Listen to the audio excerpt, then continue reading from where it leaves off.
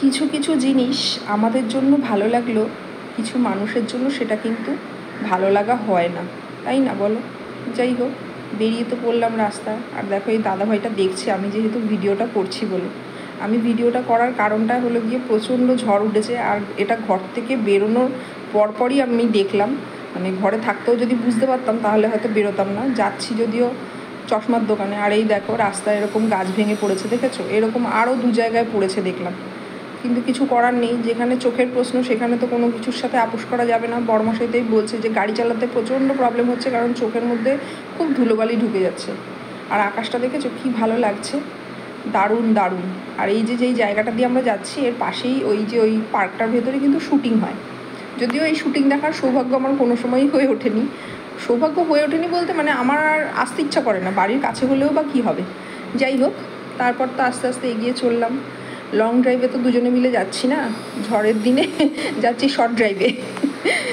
কারণ চশমার দোকান খুব বেশি দূরে না, আর এটা যাওয়াটাও জরুরি। হয়তো যদি চশমার ব্যাপার না থাকতো হয়তো বেরোতামই না ঘর থেকে, এরকম ঝড় ওঠার কারণে।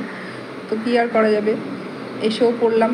যখনই গাড়ি থেকে নামলাম না তখন একদম মানে আরও বেশি করে মানে ঝড়টার ইয়েটা আমাদের মধ্যেই আসছে, ধুলোবালিগুলো হাওয়ার। তো ফাইনালি চলে আসলাম চশমার দোকানে। আর দেখো কী সুন্দর সুন্দর সানগ্লাসের কালেকশানগুলো, বেশ ভালো লাগছিলো। যদিও ঘরে একটা আছে, একটা থাকলেও কী হবে, সেইভাবে পরা হয়ে ওঠে না। চোখের প্রবলেম থাকলে না তখন আর সানগ্লাসটা সেইভাবে কাজ করে না। যাই হোক, দেখে তো ভালো লাগছিলো, একটা নেওয়ারও ইচ্ছে হলো। তো তার মধ্যেই বড়মশাই বললো যে চশমার দিকে দেখতে, কারণ একটা চশমা নেওয়ার ইচ্ছা আছে। ওরও নেবে আর আমাকেও তাই নেওয়ার কথা বললো। যাই হোক, সব কিছু ঠিকঠাক করে চশমার কাচটা খুলে গেছিলো, সেটাই ঠিক করে আস্তে আস্তে বাড়ির পথ ধরলাম। আর বাড়ির কাছে আসতে না আসতেই একদম মানে ঝুপ করে বৃষ্টি নেমেছে। আর দেখতে পাচ্ছ তো কী বিদ্যুৎ চমকাচ্ছে। আমি তো জানলার সামনে বসে বসে খালি মানে ওয়েদারটাকে উপলব্ধি করছি। আর ওদিকে বড়মশাই গাড়ি রাখতে গিয়ে একেবারে ভিজে চুপচুপ।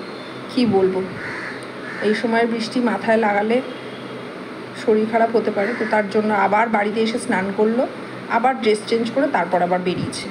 আর থেকে থেকেই খালি বিদ্যুৎ চমকাচ্ছে। আকাশটা দেখতে এত ভালো লাগছে, কি বলবো, মানে একদম বলার ভাষা নেই, এত সুন্দর লাগছিল ঘরে বসে বসে এই জিনিসগুলো উপলব্ধি করতে। আর যারা রাস্তায় থাকে তাদের জন্য কত কষ্টকর বলো তো। ওই যে বললাম, আমাদের জন্য কিছু জিনিস ভালো হলেও সবার জন্য কিন্তু সবসময় সব কিছু ভালো হয়ে ওঠে না, তাই না? তবে আজ আসি, ভালো থেকো, টাটা।